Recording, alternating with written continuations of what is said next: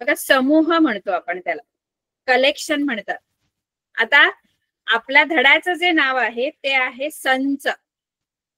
समूह असं नाव नाहीये, आपल्या धड्याचं नाव आहे संच. तर समूह आणि संच. आता संच म्हणजे पण आपण बोलू की संच म्हणजे पण काही गोष्टी साठवल्या. संच म्हणजे काय, आपण म्हणतो ना संचित केला. संच म्हणजे पण जमा केलेल्या गोष्टीला पण संच असं म्हणतो. म्हणजे समूह आणि संच याच्यात फरक काय आहे? सारखेच आहेत शब्द, समानार्थी शब्द आहेत. पण मग गणितामध्ये आहे ना, गणितामध्ये या दोन्ही गोष्टी वेगवेगळ्या आहेत. समूह आणि संच या दोघांमध्ये फरक आहे गणितामध्ये. गणितामध्ये दोन्हीची व्याख्या वेगवेगळी आहे.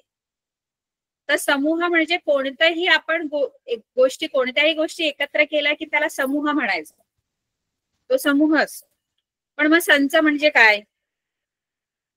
तर संच गणितामध्ये संच कशाला म्हणायचं? तर संच जो असतो की नाही, ऐका, हा संच जो असतो की नाही तो संच सुद्धा एक समूहच असतो. पण सगळ्याच समूहाला संच नाही म्हणत आपण.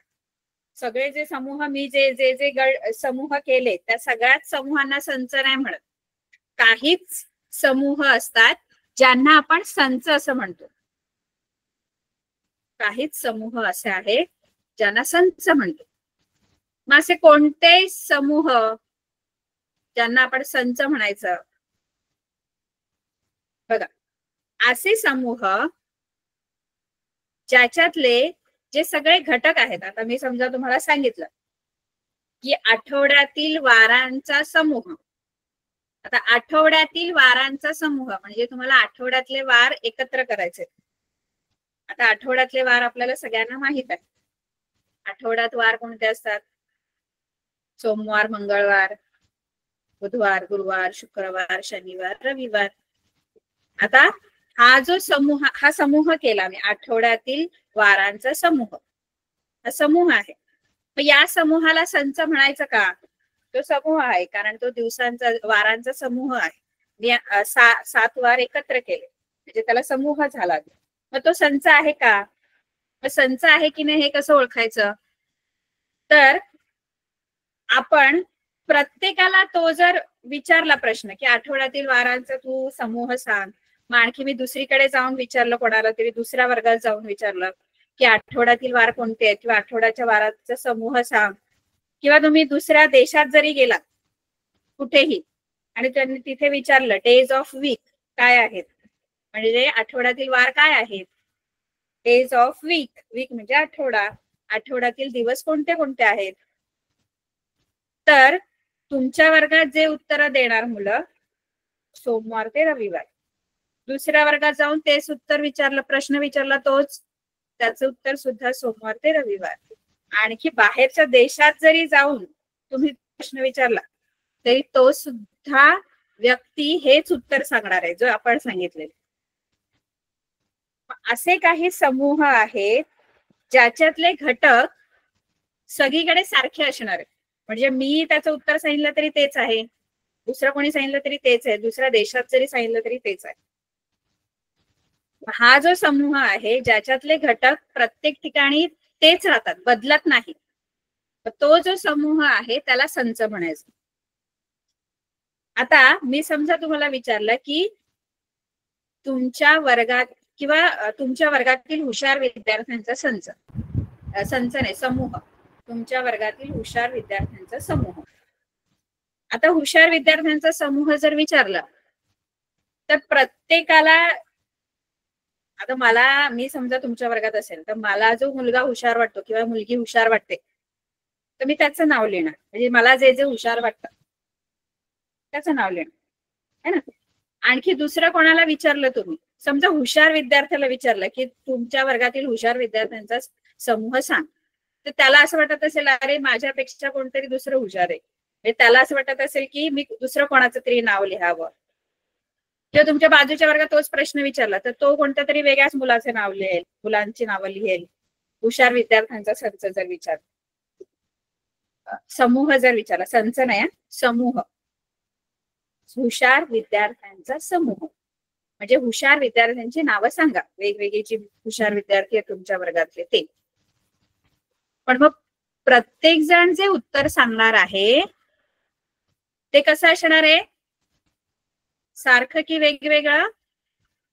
तर ते असणार आहे वेगवेगळं. का? कारण मला जो विद्यार्थी हुशार वाटतो तो समोर दुसऱ्या मुलाला वाटेलच किंवा दुसऱ्या विद्यार्थ्याला वाटेलच असं नाहीये. त्याच्यामध्ये कोणतरी वेगळा हुशार विद्यार्थी असू शकतो. बरोबर आहे? थम्सअप करा, कळलं असेल तर थम्सअप करा. कळलं असेल तुम्हाला तर थम्सअप करायचं. की संच कोणाला म्हणायचं?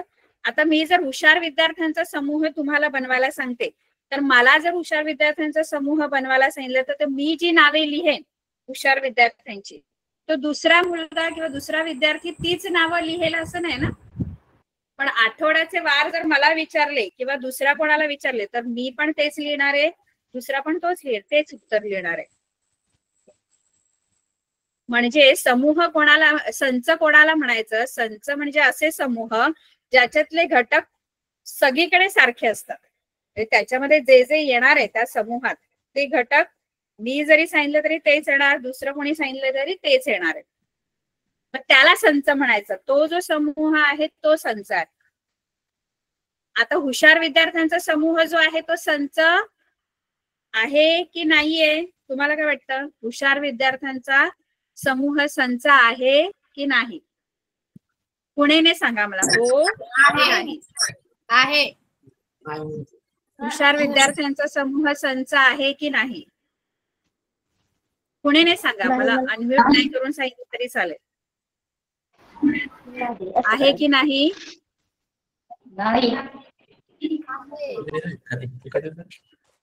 नाही. कारण संच, ऐका, म्यूट करा आता. हा, काय सांग ताई? कोटेगाव ताई उठलेली. काय काय उत्तर आहे? कोटेगाव गव्हर्नमेंट. हुशार विद्यार्थ्यांचा संच नसते. हुशार विद्यार्थ्यांचा समूह हा संच समूह आहे, तो संच नाहीये. कारण त्याच्यातले जे घटक आहेत ते आपण निश्चितपणे प्रत्येक व्यक्ती असं ठामपणे तेच नाही सांगू शकत. मी जे सांगितलं ते दुसरं वेगळंच सांगू शकतो, वेगळं काहीतरी सांगेल. बरोबर आहे? कळलं? संच कोणाला म्हणायचं? तर संच म्हणजे असे समूह ज्याच्यातले घटक मला निश्चितपणे सांगता येतात, किंवा इथे मी जे सांगेन ते दुसरा पण तेच घटक सांगणार आहे. बरं, कळलं सगळ्यांना संच म्हणजे काय? तर संच, आता समजा वर्षातील महिन्यांचा समूह, वर्षातील महिन्यांचा समूह हा संच आहे की नाही? आहे असेल तर असा वरती थंब करा आणि नसेल तर खाली असा थंब करा.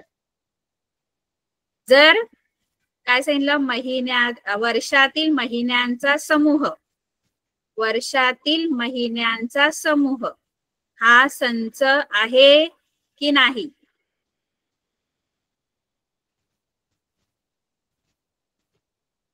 आहे. कारण वर्षातले आपले इंग्रजी महिने जे आहेत ते मी जे सांगेन तेच तुम्ही पण सांगाल. तेच आणखी पण तिसरं कोणा व्यक्तीला विचारलं तरी सुद्धा तो सुद्धा काय सांगणार आहे? तेच सांगणार आहे. बरोबर आहे की नाही?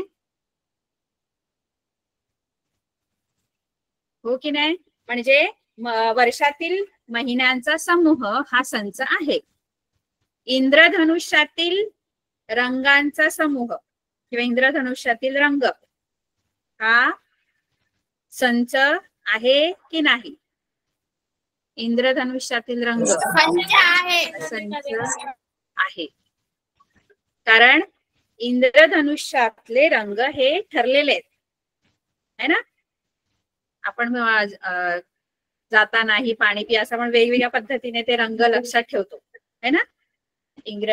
विबग्योर वगैरे असे आपण म्हणजे रंगच ते ठरलेले आहेत. मी जे सांगणार रंग तेच दुसरा व्यक्ती सुद्धा तेच सांगणार. म्हणजे तो समूह सुद्धा संच आहे. बरोबर आहे?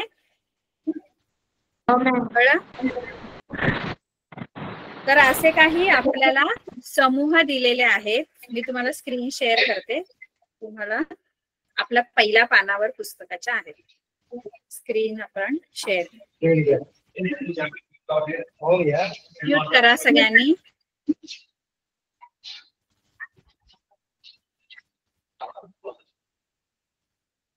स्क्रीन दिसते सर्वांना? हो हो मॅडम. बर, हा आपला पहिला धडा आहे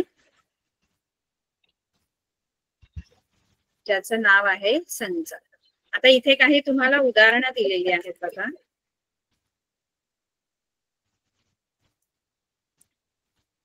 इथे काही उदाहरणं दिलेत, त्या उदाहरणं संच आहेत की नाही ते फक्त आपल्याला ओळखायचंय. पहिला आहे आठवड्याचे 7 वार. हा संच आहे का? थम्स अप करा.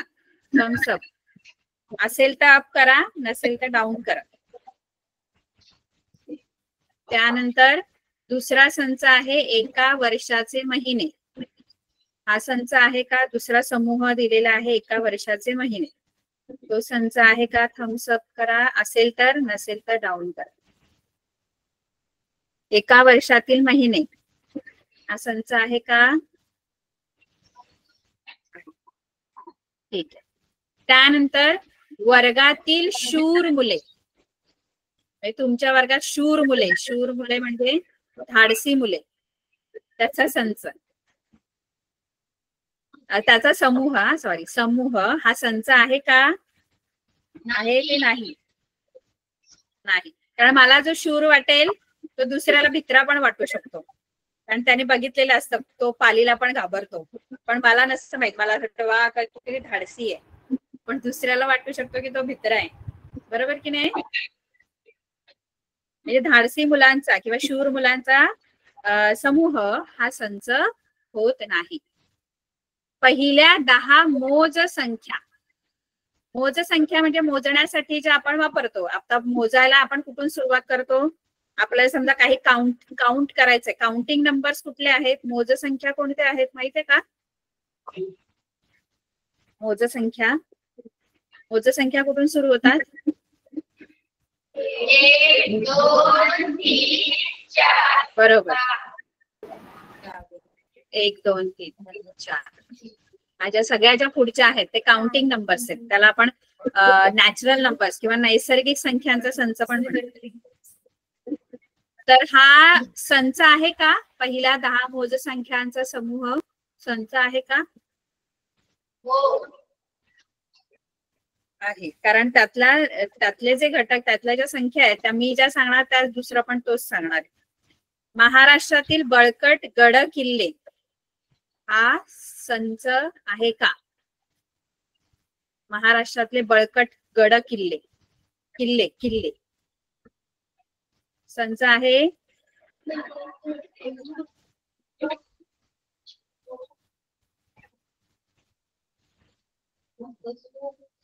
आहे. आपले महाराष्ट्रातले किल्ले, बळकट किल्ले सगळ्यांना माहित पाहिजे. संच आहे तो. म्हणजे मला जे माहित आहे बळकट किल्ले तेच तुम्हाला पण तेच, जे मजबूत किल्ले आहेत तेच असणार. तुम्ही जे उत्तर सांगणार तेच मी पण सांगणार. त्यानंतर आपल्या सूर्यमालेतील ग्रहांचा समूह संच आहे का?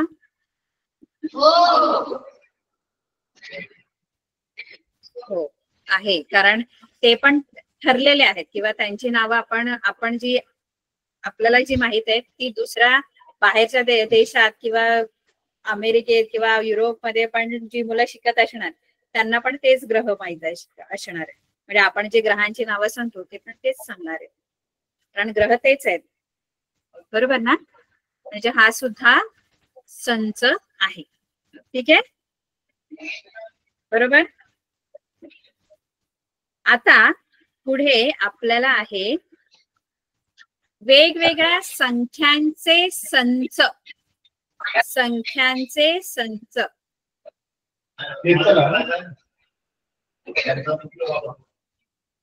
हे आपण 8वी 9वी 10वीला शिकलेलो. 8वी 9वी मध्ये 7वी 8वी मध्ये शिकलेलो आहोत. संख्यांचे, वेगवेगळ्या प्रकारच्या संख्यांचे संच. तर सगळ्यात छोटा जो संख्यांचा संच आहे, आता संख्या अनेक प्रकारच्या आहेत. ही एक संख्या आहे, काही धनसंख्या असतात, काही ऋण असतात, काही अपूर्णांक संख्या असतात, है ना.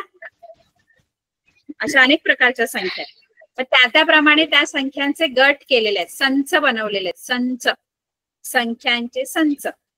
तर सगळ्यात छोटा जो संच आहे संख्यांचा तो आहे नैसर्गिक संख्यांचा संच. कोणता आहे? नैसर्गिक संख्यांचा संच. म्हणून आपण त्याला नॅचरल, इंग्लिशमध्ये नॅचरल नंबर्स म्हणतात, म्हणून तो आपण एन ने दर्शवतो. एन या अक्षराने, कॅपिटल एन ने दर्शवतो. नैसर्गिक संख्या. नैसर्गिक संख्यांचा जो संच आहे त्याच्यात कोणते कोणते घटक येतात, त्याच्यात काय काय येतं, तर त्याच्यामध्ये 1 पासून पुढे सगळ्या संख्या येतात. 1 2 3 4 5 6 7 8 9 10 11 12 100, म्हणजे 100 मधला नाही मी बोलले, 100, नंतर 1000 10,000 1 लाख 10 लाख असे पुढे अनंत संख्या येतात. म्हणून डॅश डॅश लिहायचं असतं. डॅश डॅश याचा अर्थ पुढे अनंत संख्या आहे. पण या संचाची जी सुरुवात होते ती 1 पासून होते. मुलांना कळतंय? लक्षात येत आहे ना सगळेजण? हे आपल्याला माहित पाहिजे 10वीच्या पण अभ्यासासाठी की संख्यांचे कोणते कोणते संच आहेत आपल्याकडे. तर संख्यांचा सगळ्यात पहिला आणि सगळ्यात लहान संख्यांचा संच, सगळ्यात लहान संख्यांचा संच जो आहे तो आहे नैसर्गिक संख्यांचा संच, जो सुरू होतो 1 पासून. 1 च्या पुढे 2 3 1 2 3 4 5. त्यानंतर दुसरा जो संच येतो तो आहे पूर्ण संख्यांचा संच. पूर्ण, होल नंबर्स, होल नंबर्स. म्हणून W या अक्षराने आपण त्याला दर्शवतो, कारण ते इंग्रजी प्रमाणे त्यांना ती अक्षर दिलेलं आहे. होल नंबर म्हणजे WHOLE, म्हणून तो W या अक्षराने आपण डिनोट करतो, दर्शवतो. तर होल नंबर्स जे आहेत, पूर्ण संख्यांचा संच, तर या संचात कोणत्या संख्या येतात, तर येतात याच्यामध्ये 0 येतो. 0 याच्यामध्ये तो नाहीये बघा. नैसर्गिक संख्यांच्या संचामध्ये 0 येत नाही. पण त्याच 0ला जागा कुठे मिळाली, या दुसऱ्या संचामध्ये मिळाली. कारण तुम्ही बोलाल अरे 0 आहे, मग 0 तर नैसर्गिक संख्यांमध्ये नाहीये, मग तो कुठे आहे, तर तो आहे दुसऱ्या संचामध्ये, ज्याचं नाव आहे पूर्ण संख्यांचा संच. मग तो संच जो आहे पूर्ण संख्यांचा संच हा सुरू होतो 0 पासून. 0 1 2 3 आणि पुढे डॅश डॅश डॅश, म्हणजे पुढे असंख्य अनंत संख्या आहे. 3 4 5 6 जसं नैसर्गिक संख्यामध्ये आहेत ना तशाच, पण याच्यामध्ये 0 एक्स्ट्रा आहे. नैसर्गिक संख्यांपेक्षा एक संख्या याच्यात जास्तीची आहे. ती कोणती आहे मुलांनो? W मध्ये एक संख्या n पेक्षा जास्त आहे. ती कोणती आहे? हा, ती आहे 0. हा,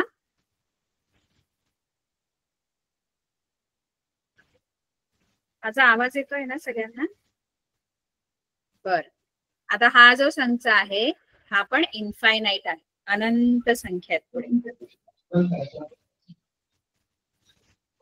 त्यानंतर तिसरा जो संच येतो आपल्या हे जे आपण शिकतोय ना, हे संख्यांचे संच आहेत. आपल्या ज्या आपण ज्या वेगवेगळ्या संख्या गणितामध्ये लिहितो ना, त्यांचे संच बनवलेले, ते संच आपण शिकतोय.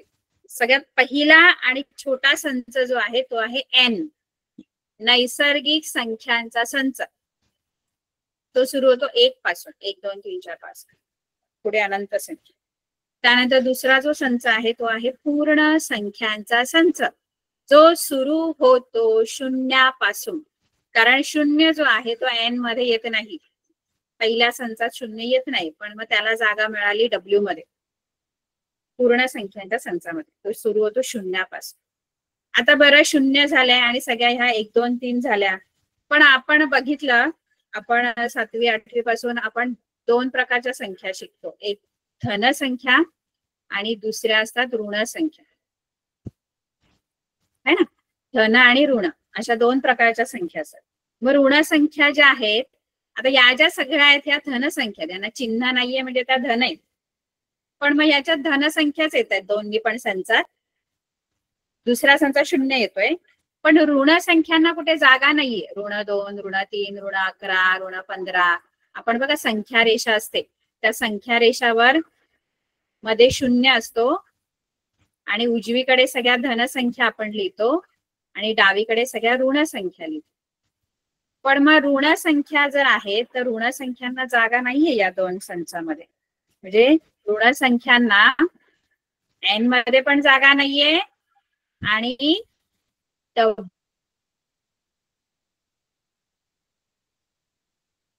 डब्ल्यू मध्ये सुद्धा जागा नाही, कारण एन मध्ये एक पासूनच्या पुढे संख्या आहे, ह्याच्या सगळ्या ह्या एन मध्ये येणार, कारण त्याला चिन्ह नाहीये. म्हणजे असतं चिन्ह पण ते आपण देत नाही, धन चिन्ह असतं त्यांना. सगळ्या धनसंख्या एन मध्ये, डब्ल्यू मध्ये 0 आणि धनसंख्या. मग आता ऋण संख्या कुठे? ऋण संख्यांना ह्या दोघांमध्ये पण जागा नाही, म्हणून ऋण संख्यांना एक वेगळा संच ऋण संख्यांसाठी बनवला गेला, जो आपण आय या अक्षराने दाखवतो, दर्शवितो. आय म्हणजे पूर्णांक संख्या. आय म्हणजे पूर्णांक संख्या. इंग्लिश मध्ये त्याला इंटिजर्स म्हणतात, म्हणून आय. इंटिजर्सची स्पेलिंग आय पासून सुरू होते, म्हणून त्याला आय हे अक्षर दिलेलं आहे. मग पूर्णांक संख्यांमध्ये येतं काय? तर मी सांगितलं मगाशी की ऋण संख्या ज्या आहेत त्यांना जागा नाहीये. ऋण संख्यांना जागा नाहीये है ना.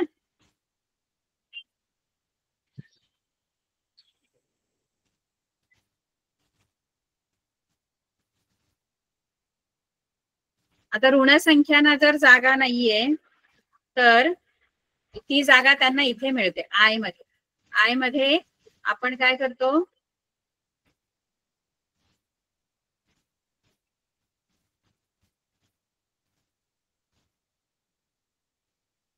आय मध्ये आपण काय करतो? सगळ्या मध्ये 0, उजवीकडे सगळ्या धनसंख्या, उजवीकडे सगळ्या धनसंख्या आपण लिहितो, त्या डॅश डॅश होणार उजवीकडे. आणि डावीकडे ना, डावीकडे सगळ्या येतात ऋण संख्या. डावीकडे ऋण 1, इकडे ऋण 2, इकडे ऋण 3 आणि इकडे डॅश डॅश डॅश. डावीकडे पण डॅश डॅश डॅश, कारण ऋण मध्ये 0, उजवीकडे 1 2 3 4 5 6 7 8 9 10 100 1000 आणि डावीकडे ऋण 1 ऋण 2 ऋण 3 ऋण 4 ऋण 5 ऋण 6 ऋण 100 ऋण 1000. ते डावीकडे सगळ्या संख्या मध्ये 0, उजवीकडे सगळ्या धनसंख्या आणि डावीकडे सगळ्या ऋण संख्या.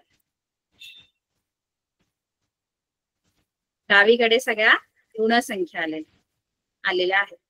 तर हा जो संच आहे ना, हा आहे पूर्णांक संख्यांचा संच. पूर्णांक संख्येमध्ये सगळ्या धनसंख्या, सगळ्या ऋण संख्या आणि 0 मिळून आय हा संच बनतो, पूर्णांक संख्यांचा संच बनतो. बघा, आपण अजूनपर्यंत 3 संच शिकलो. एक आहे नैसर्गिक. आता हे कधीच विसरायचं नाही.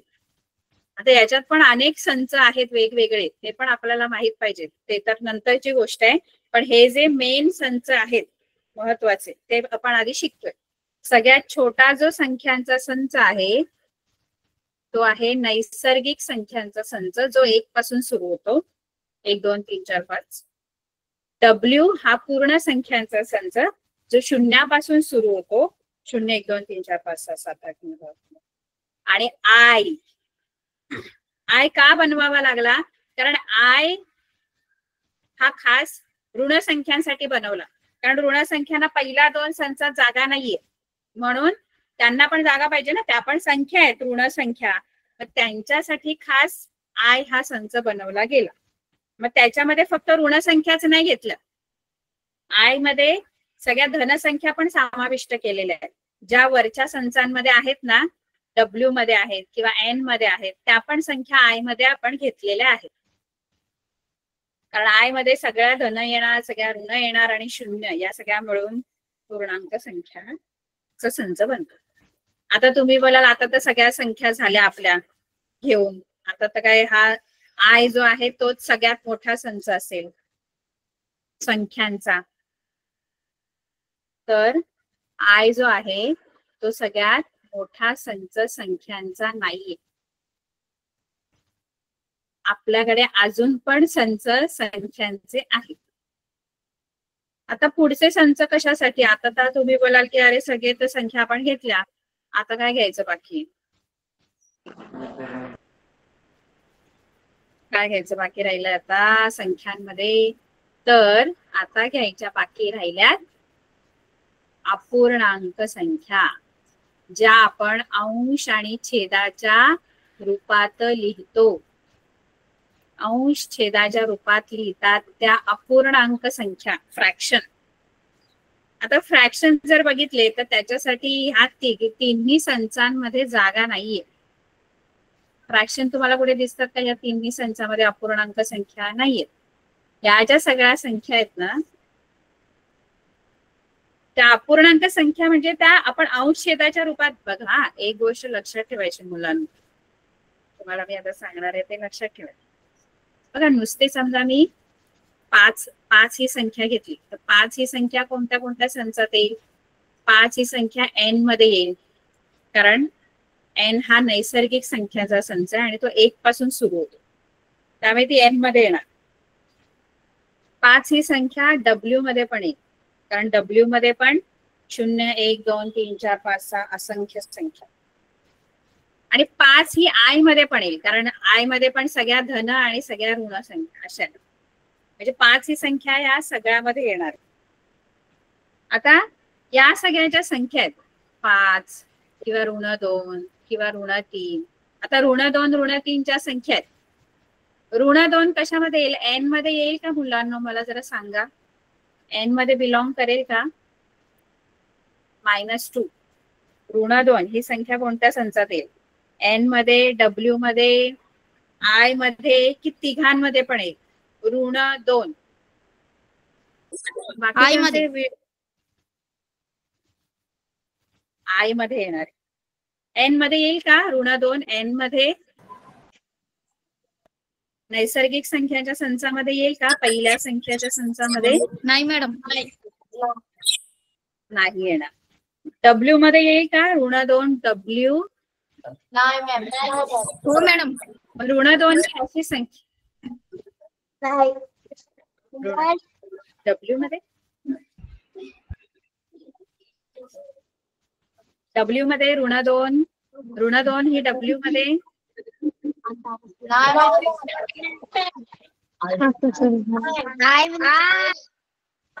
नाही येणार.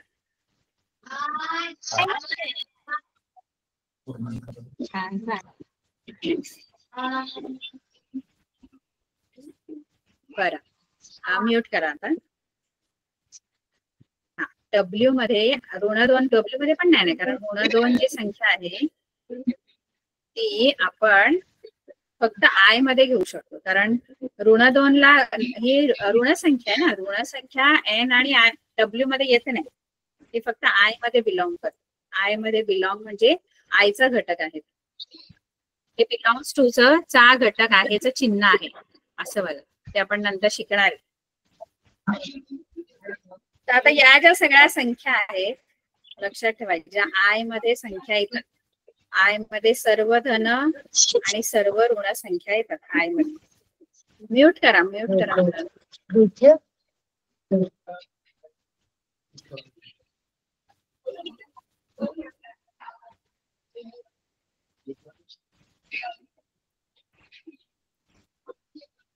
म्यूट करा, कोणातरी अनम्यूट आहे अजून.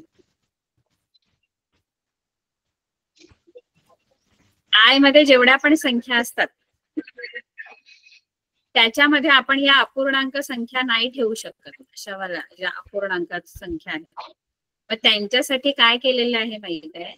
त्यांच्यासाठी एक नवीन संच बनवला.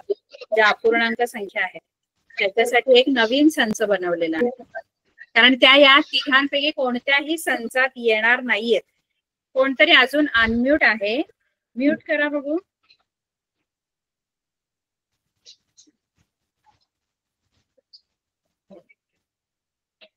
आश्रम स्कूल ही कोणती आश्रम स्कूल? म्यूट करा सर्वांनी प्लीज.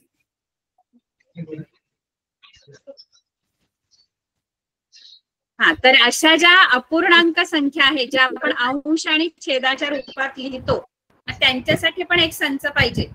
त्यांच्यासाठी परत आणखी एक संच तयार केला गेला, जो आहे परिमेय संख्यांचा संच, रॅशनल नंबर्स, परिमेय संख्यांचा संच, जो आपण क्यू या अक्षराने दर्शवतो. क्यू हा आहे परिमेय संख्यांचा संच. आता परिमेय संख्या ज्या आहेत त्या परिमेय संख्या कोणत्या? कोणती तरी शाळा अनम्यूट आहे. मला आवाज येतो सर, जरा फक्त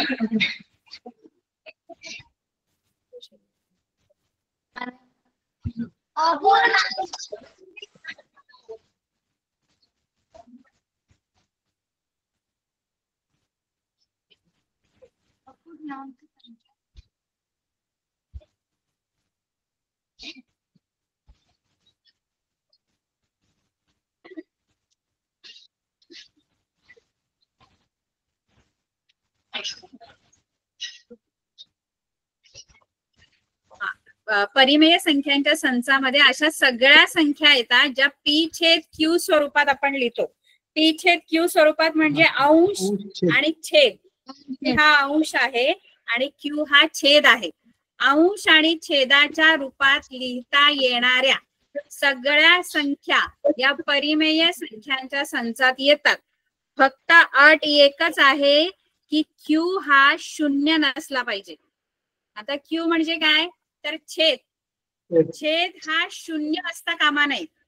बाकी शून्या व्यतिरिक्त तो काही असू शकतो, म्हणजे 1 चालेल, 2 चालेल. छेदात अंश पी जो आहे तो पी काहीही चालेल. पी वरचा जो आहे अंश, अंश शून्य पण चालेल. शून्य चालेल, 1 चालेल, 2 चालेल, ऋण 3 चालेल, ऋण 5, ऋण 100, धन 100.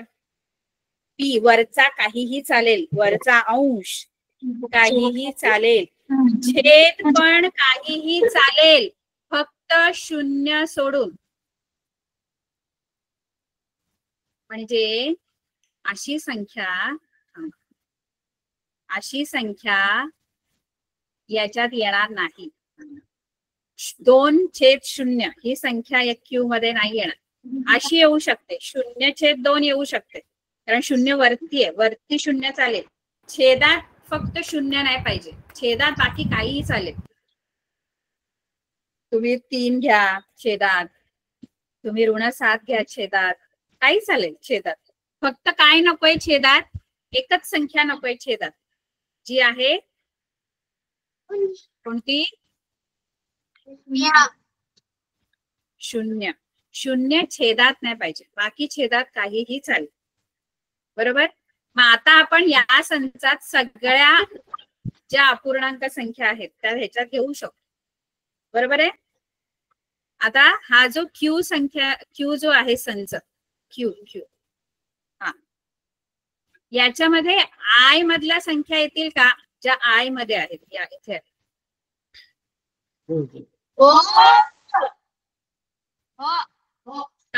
काय येतील?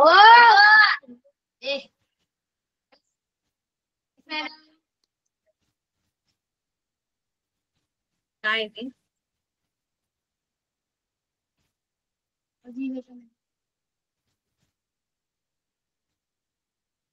आय मधले सगळ्या संख्या क्यू मध्ये काय येणार?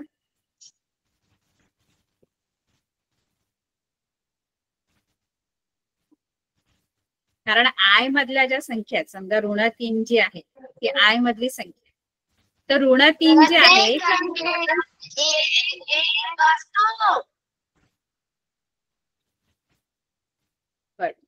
परिमेय संख्या, म्हणजे हा जो आय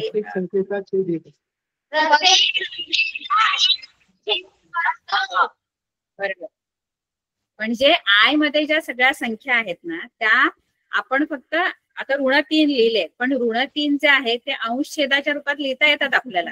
छेदामध्ये 1 लिहायचं, म्हणजे आय मध्ये जेवढ्या पण संख्या आहेत ना त्यांचा छेद 1 आहे. आय मध्ये जेवढ्या पण संख्या आहेत त्यांचा सगळ्यांचा छेद 1 आहे. मग छेद 1 असणाऱ्या संख्या क्यू मध्ये आपण घेतो की नाही? छेद 1 असेल तर चालेल का? तो क्यू मध्ये येणार का? छेदात 1. फक्त छेदात काय नाही पाहिजे आपल्याला? छेदात काय नाही पाहिजे? छेदात कोणती संख्या नकोय? 0. बाकी कोणत्याही संख्या चालतील. म्हणजे याचा अर्थ पूर्णांक संख्येचा अख्खाच्या अख्खा संच हा क्यू मध्ये पण येतो. क्यू मध्ये पण घेणार आपण त्याला. आय मधल्या जेवढ्या संख्या आहेत, आय मधल्या या आय जो आहे त्याच्यातल्या जेवढ्या संख्या आहेत त्या कशामध्ये येणार? आय मधल्या सगळ्या संख्या या क्यू मध्ये सुद्धा आपण घेऊ शकतो. कारण त्या सगळ्या संख्या आपण अंश आणि छेदाच्या रूपात लिहू शकतो. आणि क्यू मध्ये सगळ्या त्याच संख्या येणार आहेत ज्या आपण अंश आणि छेदाच्या रूपात लिहितो. फक्त छेद 0 नाही पाहिजे, ही एकच अट आहे. छेद 0 नसला पाहिजे तर तो क्यू मध्ये येणार. आता मला सांगा, मी काही प्रश्न विचारते, फक्त हो की नाही ते सांगायचं. 2/7 ही आय मध्ये आहे, चूक की बरोबर?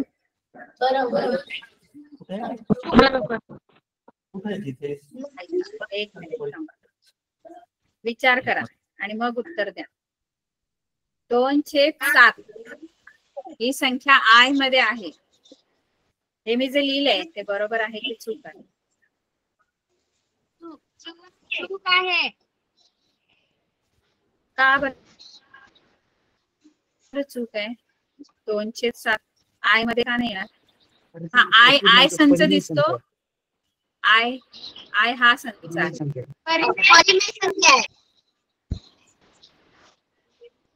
अपूर्णांक परिमेय संख्या आहे. हा, कारण ही जी संख्या आहे ही परिमेय आहे. परिमेय म्हणजे का? ती आय मध्ये का नाही येत? कारण आय मध्ये जेवढ्या संख्या आहेत त्यांचा छेद 1 आहे, पण हिचा छेद जो आहे तो 1 नाहीये, हिचा छेद 7 आहे.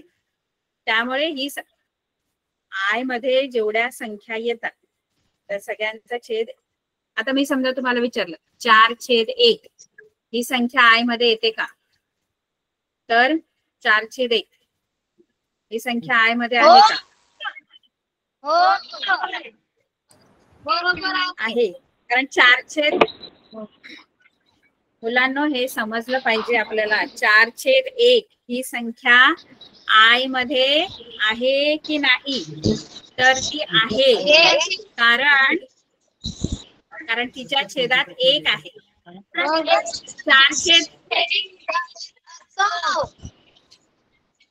4/1 म्हणजे ही 4 आहे संख्या, ही वाली.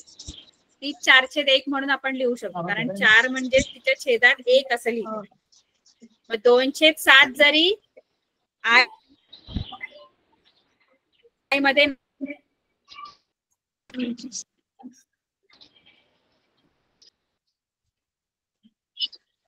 त्यानंतर मी आणखी आता -2 ऋण 2 ही डब्ल्यू मध्ये आहे का? ऋण 2 ही डब्ल्यू मध्ये आहे. मग ऋण 2 ही कशामध्ये येणार आहे? ऋण 2 आय मध्ये येईल. ऋण 2 आय मध्ये येईल.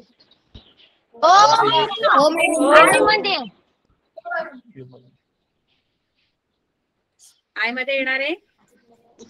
डब्ल्यू मध्ये तर ती नाहीये म्हणून त्याच्यावर काट मारायची. ऋण 2 आय मध्ये येणार. ऋण 2 क्यू मध्ये येणार आहे.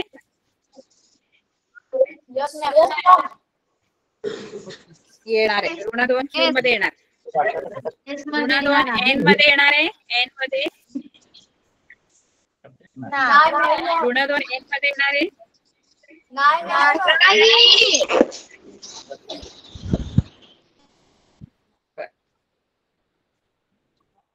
येणार आहे की नाही येणार?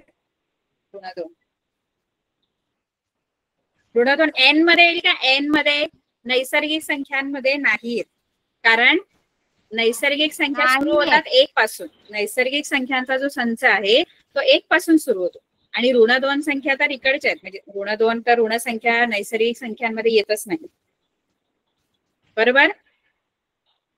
त्यानंतर आणखी एक संच आहे, तो कोणता आहे बघूया आपण संख्यांचा. आता आपण एकूण किती संच शिकलो? संख्यांचे संच किती शिकलो? 4. एक N, एक W, एक I, एक Q, बरोबर. आता एक आणखी एक संच आहे, तो आहे Q डॅश. ज्याला आपण अपरिमेय संख्यांचा संच म्हणतो. अपरिमेय संख्या. आता अपरिमेय संख्या काय आहेत हे आपल्याला दुसऱ्या धड्यात शिकायचं आहे. गणितामध्ये दुसरा धडा जो आहे तो अख्खा धडा या अपरिमेय संख्यांवरच आहे. ठीक आहे. मग तो त्याच्यात कोणत्या कोणत्या संख्या येतात हे आपल्याला नंतर शिकायचं आहे. कळलं? परिमेय, अपरिमेय. अपरिमेय जो आहे तो Q डॅश ने दाखवतो आपण. परिमेय हा जो आपण बघितला परिमेय तो Q ने दाखवतो. परिमेय संख्यांचा संच Q आणि अपरिमेय संख्यांचा संच Q डॅश, बरोबर. परिमेय आणि अपरिमेय दोन Q आणि Q डॅश. Q डॅश वरती डोक्यावर अशी रेष द्यायची, त्याला Q डॅश म्हणतात.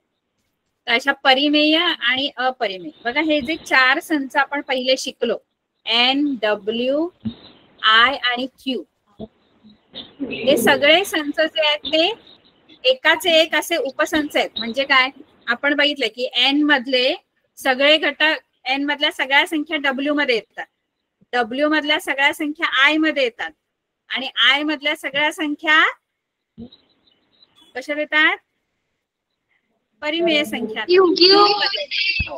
हा, मग हे एकात एक येणारे संच आहेत. N हा सगळ्यात छोटा संच आहे. N मधले सगळे घटक W मध्ये, पूर्ण संख्यांच्या संचामध्ये W मधले सगळे घटक I मध्ये आणि I मधले सगळे घटक Q मध्ये. या 4 संचामध्ये सगळ्यात छोटा संच N आहे आणि सगळ्यात मोठा संच Q आहे, एवढं लक्षात ठेवायचं. ठीक आहे. आणि मग परिमेय संख्या आणि अपरिमेय संख्या ज्या आहेत Q डॅश, त्या पूर्ण वेगळ्या आहेत. Q डॅश हा या 4 संचांपासून पूर्ण वेगळा आहे. हे 4 संच एकत्र आहेत आणि Q डॅश पूर्णपणे वेगळा आहे. ठीक आहे. आता पुढचं जे आहे ते आपली वेळ संपले, पुढचं आपण पुढच्या लेक्चरला घेऊ. ठीक आहे. कळलं सगळ्यांना काय शिकवलं आज? काय शिकलो आपण?